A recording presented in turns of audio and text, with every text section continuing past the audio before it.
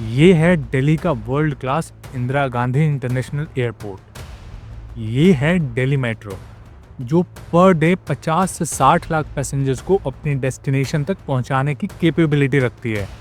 ये है दिल्ली एम्स जो इंडिया का one of the best medical institution है। और ये है ईस्टर्न वेस्टर्न पेरिफेरल एक्सप्रेसवे जो बना है इसलिए कि दिल्ली में ट्रैफिक कंजेशन ना हो। IIT और दिल्ली यूनिवर्सिटी जैसे प्रीमियम एजुकेशनल इंस्टीट्यूशन भी दिल्ली में है।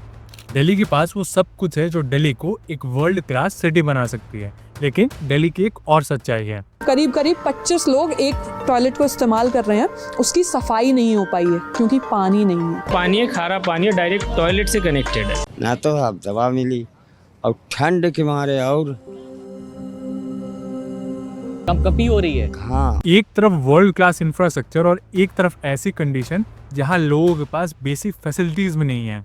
दिल्ली की इंडिपेंडेंट जर्नी शुरू हुई थी 1947 में और वहीं सिंगापुर जो कि एक वर्ल्ड क्लास सिटी है उसकी जर्नी शुरू हुई 1965 में। और आज सिंगापुर कुछ ऐसा दिखता है और दिल्ली कुछ ऐसी है।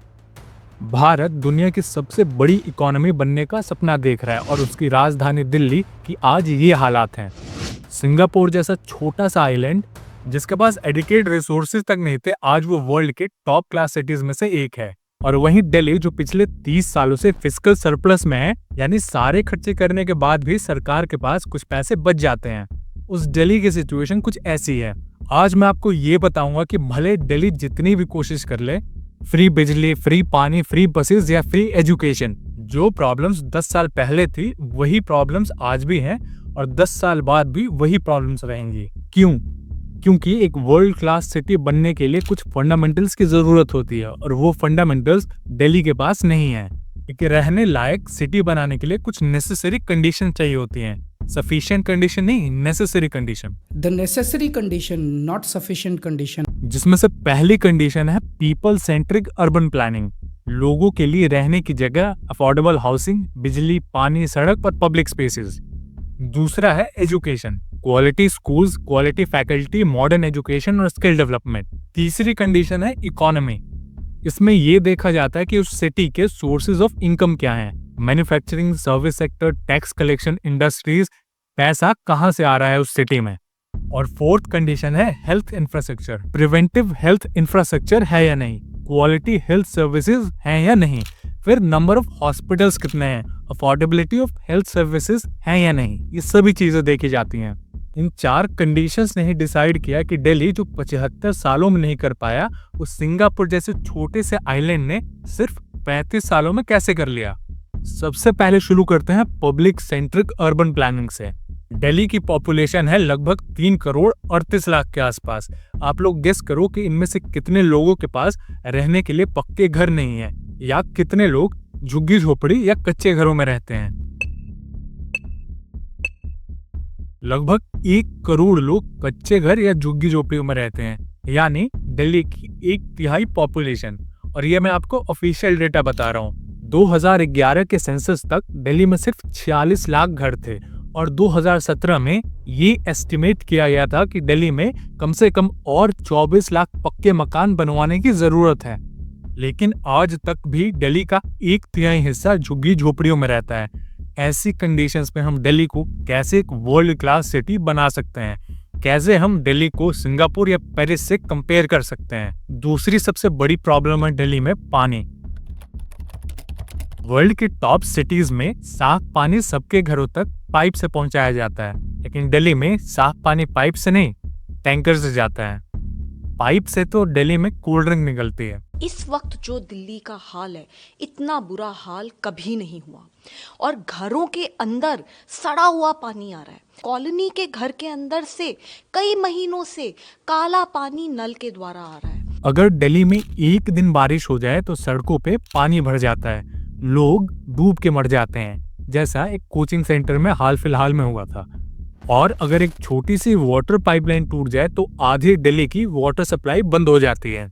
दिल्ली अभी तक पानी जैसी बेसिक प्रॉब्लम को ही सॉल्व नहीं कर पाया है। अब बात कर लेते हैं दिल्ली की एजुकेशन मॉडल की। दिल्ली के गवर्नमेंट स्कूल्स ने कुछ ऐसे प्रोग्राम्स इंट्रोड्यूस किए जिससे गवर्नमेंट स्कूल की परफॉर्मेंस में सुधार हो, लेकिन आज भी इन स्कूल्स की परफॉर्मेंस सिर्फ इस बात से डिसाइड होती है कि कितने बच्चे पास हुए और कितने फेल। अगर ज्यादा बच्चे पास हुए तो स्कूल अच्छा है। आज भी स्कूल्स में ये नहीं देखा जाता कि एजुकेशन सिर्फ क्लासेस पास करने के लिए दी जा रही है या एक अच्छा ह्यूमन रिसोर्स डेवलप करने के लिए। अभी भी स्कूल्स का यही फोकस रहता है कि बच्चा जैसे तैसे करके क्लासेस पास कर ले, जिससे स्कूल का ओवरऑल रिजल्ट अच्छा दिखे। कैसा टीचर पढ़ा रहा है, किस तरीके से पढ़ा रहा है, टीचर पढ़ा भी रहा है या नहीं, या स्टूडेंट्स कुछ एक्चुअली में सीख भी रहे हैं या नहीं, ये सब नहीं देखा जाता। बस स्टूडेंट्स पास हो जाने चाहिए। दिल्ली में अप्रोक्सीमेटली 5691 स्कूल्स हैं, जिनमें 44 लाख से ज्यादा बच्चे एनरोल्ड हैं। इनमें से सिर्फ 1230 गवर्नमेंट या गवर्नमेंट एडेड स्कूल्स हैं, जिनमें 16 लाख से ज्यादा बच्चे एनरोल्ड हैं। मतलब पर स्कूल 1300 बच्चे। दिल्ली का टीचर टू स्टूडेंट रेशियो, मतलब कितने बच्चों पर एक टीचर होगा, वो सेकंड पुअरेस्ट है। अगर काम चलाओ एजुकेशन करानी हो तो प्राइवेट स्कूल्स में जाओ, जहां मोटी फीस लगेगी, और अगर पैसे बचाने हो तो गवर्नमेंट स्कूल्स में जाओ, जहां फीस और क्वालिटी ऑफ एजुकेशन दोनों कम है। ये दिल्ली गवर्नमेंट की वेबसाइट है। टोटल स्कूल्स कितने हैं केशवपुरम में? 103। और टोटल प्रिंसिपल्स कितने हैं? सिर्फ 66। रोहिणी का भी यही हाल है। ये हालत है दिल्ली की गवर्नमेंट स्कूल्स की, जो जनता के पैसों से चलता है। जिस स्कूल में प्रिंसिपल ही नहीं है, उस स्कूल को चलाता कौन होगा और कैसे चलाता होगा? स्कूल के बाद नंबर आता है कोचिंग इंडस्ट्रीज का। स्कूल बस 10वीं 12वीं का सर्टिफिकेट इशू करने के लिए होते हैं। बच्चा जब तक इंजीनियरिंग या मेडिकल की तैयारी नहीं करेगा, तब तक उसके सक्सेस की गारंटी ही नहीं है। ये है रियलिटी दिल्ली की करंट एजुकेशन मॉडल की। अभी मैं यूपीएससी और एसएससी की कोचिंग माफिया की बात ही नहीं कर रहा, वो एक अलग टॉपिक है। अब बात कर लेते हैं हेल्थ केयर की। दिल्ली में जो सबसे बड़ी और सबसे कॉमन प्रॉब्लम है, वो है एयर पोल्यूशन। इसी डेडली और टॉक्सिक एनवायरनमेंट में एक सीनियर सिटीजन से लेकर एक छोटा बच्चा तक रह रहा है। साफ हवा जो एक बेसिक मिनिमम रिक्वायरमेंट है, वो तक दिल्ली अचीव नहीं कर पा रही। हमने कोविड में देखा कि कैसे दिल्ली का हेल्थ इंफ्रास्ट्रक्चर पूरी तरीके से बिखर गया। सोचिए अगर फिर से दिल्ली में कोविड जैसा पेंडेमिक आ गया तो दिल्ली के पास का थोड़ी सी भी कैपेबिलिटी है उससे डील करने की। जब पिछली बार कोविड आया था तो पेशेंट्स के लिए बेड नहीं थे, इक्विपमेंट्स नहीं थे, ऑक्सीजन सिलेंडर्स तक नहीं थे। जिनके पास पैसा था वो भी एक बेसिक हेल्थ केयर के लिए तरस गए थे। लेकिन आज के टाइम में क्या दिल्ली ये सब मैनेज कर लेगा? अगर दिल्ली गवर्नमेंट और एमसीडी को मिला दें तो दिल्ली में आज भी 0.6 बेड्स हैं पर 1000 पीपल। 1000 लोगों पर एक से भी कम बेड है। और अगर हम central government hospitals, army hospitals और प्राइवेट हॉस्पिटल्स को मिला दें तो नंबर आता है 2 बेड्स पर 1000 पीपल। ये है दिल्ली का हेल्थ इंफ्रास्ट्रक्चर। अब दिल्ली की इकोनॉमी की बात कर लेते हैं। किसी भी डेवलप्ड इकोनॉमी की एक बैकबोन होती है मैन्युफैक्चरिंग। क्या क्या मैन्युफैक्चर हो रहा है दिल्ली में? मैन्युफैक्चरिंग किसी भी जगह की पूरी इकोनॉमी को डिफाइन करती है। दिल्ली की इकोनॉमी में मैन्युफैक्चरिंग सेक्टर का कंट्रीब्यूशन सिर्फ 12 से 13% है। दिल्ली की इकोनॉमी पूरी तरीके से डिपेंडेंट है सर्विस सेक्टर पर। और जो दिल्ली के पास पैसा आ रहा है वो खर्च कहाँ हो रहा है? अगर हम दिल्ली का बजट देखें तो रोड्स की ब्यूटिफिकेशन पे खर्च हो रहा है 19,000 करोड़। नए रोड्स बनाने के लिए नहीं, रोड्स को सुंदर करने के लिए। और एजुकेशन पर टोटल खर्चा कितना हो रहा है? 16,000 करोड़। रोड्स को सुंदर बनाने के लिए ज्यादा खर्च हो रहा है और एजुकेशन पर कम। दिल्ली के लिए हेल्थ एक बहुत ही इंपॉर्टेंट इशू है और उस पे खर्च कितना हो रहा है? सिर्फ 9,700 करोड़।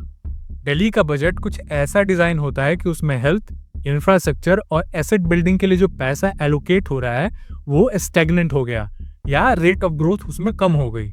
और दूसरी तरफ सब्सिडी स्कीम्स जैसे फ्री इलेक्ट्रिसिटी, फ्री पानी, फ्री बस ट्रेवल के लिए बजट एलोकेशन बढ़ता जा रहा है और ऐसे ही बजट का बैलेंस बिगड़ जाता है। अप्रोक्सीमेटली 4,800 करोड़ रुपए सब्सिडी स्कीम्स पर खर्चे हुए हैं। और इसी बजट मिसमैनेजमेंट से दिल्ली पहली बार फिस्कल सरप्लस से फिस्कल डेफिसिट में जा रही है। People centric urban planning, quality education, diversified economy और स्ट्रॉन्ग हेल्थ केयर इंफ्रास्ट्रक्चर, इन 4 पैरामीटर्स पे दिल्ली अभी बहुत पीछे है और इसलिए शायद दिल्ली कभी भी वर्ल्ड की one of the best cities ना बन पाए।